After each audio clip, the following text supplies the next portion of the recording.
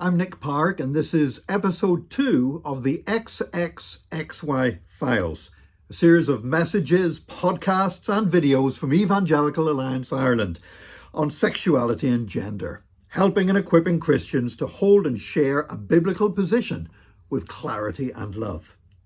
Originally, I'd planned to devote this episode to outlining a biblical foundation for discussing sexuality and gender, and how our understanding of sin, freedom, truth, and love should inform our interaction with society.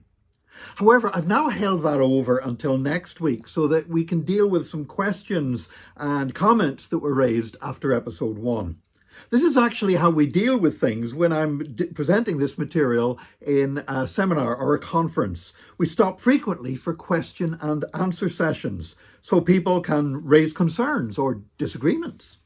Sometimes people have taken a meaning from something that I never intended to convey. So I'm grateful for the opportunity to clarify what I meant. That's my fault for not making myself sufficiently clear. Sometimes people are wondering how something I've said fits in with their other beliefs, and that's really important too. Our mind should not be in a postmodern confusion of conflicting and contradictory beliefs. Our belief system should be consistent and congruent, and that means working out how things align with other things that we believe, or maybe even consider if we should change our minds on an issue. So please do feel free to get in touch with me at nick@evangelical.ie. If there are aspects we've missed out on and need to cover, then we need to know about that. And if you need something clarified or have a concern, a criticism, a word of encouragement, I'd love to hear from you. And a big thank you for all the overwhelming support and encouragement I've been receiving. It's wonderful to know that our approach to these issues is something that so many people have been waiting for.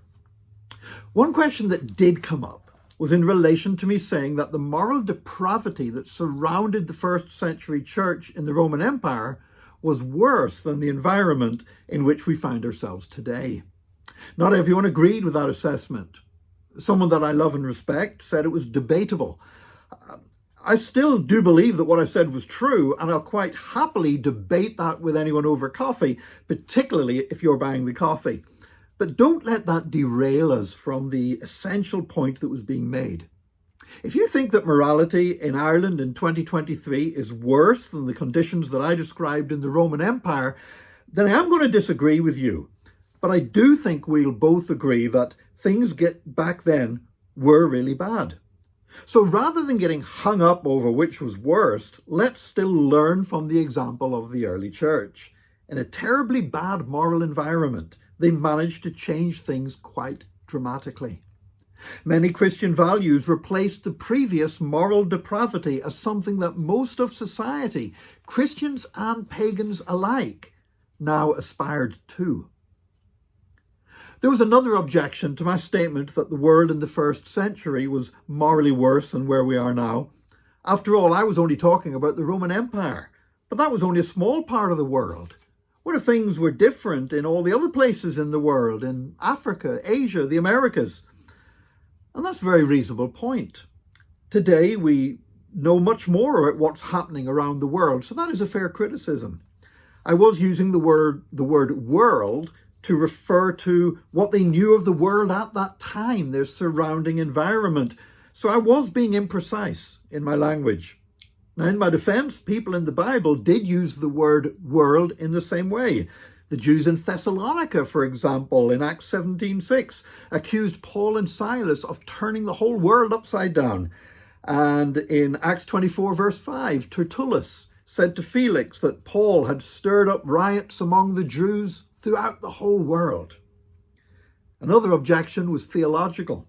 Surely the Bible says that things will get worse in the last days. So was I not contradicting the Bible by saying that things were morally worse in the Roman Empire than they are in Ireland today? Well, I don't think that I was contradicting the Bible. Things will indeed get worse in the last days. But that doesn't mean, for example, that every period of time over the last 2,000 years has always been worse than every single period before it. I'm reminded of what Billy Graham said 10 years ago. He was asked back in 2013 if things were now at the point referred to in 2 Timothy 3:13 about things getting from bad to worse. And he said, Billy Graham said, only God knows the answer to that. And he said, whether we believe we are at that point yet or not, the world has faced terrible times before, but we should all agree that we must share the gospel with urgency. And I'd agree with Billy Graham on that. Not all evangelicals believe that things are worse now than they've ever been. Some don't think we've reached that point yet. Others do. And if anyone feels it's important to you to believe that things are worse than they've ever been, then I'd repeat what I said before. That's okay. But if you do believe that, then let's not fall out about it. We can agree to differ on that point, but let's still learn from the example of the early church. They changed their society for the better, something that most of us haven't managed to achieve. One other issue that I need to clarify is my point that the early church didn't try to launch a campaign to reform Roman society, nor did they write epistles that luridly described the sins of their neighbours. They didn't hate their sinful neighbours. Instead, they reached out and shared the gospel. I was asked if I was advocating a do-nothing attitude. Was I suggesting that we should not engage in activism to change things? Well, absolutely not. I think anyone who knows me or Evangelical Alliance Ireland will know that we have devoted a major portion of our time and resources over the years to campaigning for righteousness and justice. This has involved teaching, writing, appearing in the media, and sending submissions to the government and the press. I would strongly recommend my book, The Gospel and Human Rights, published by EAI in 2016 and still available through evangelical.ie.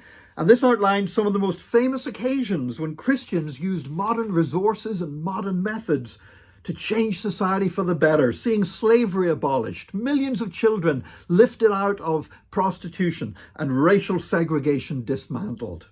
Another of my books, Ministry to Migrants and Asylum Seekers, is used as a textbook in Bible colleges across Europe to encourage churches to seize every opportunity, including engaging with governments, to confront moral wickedness and to help those in need.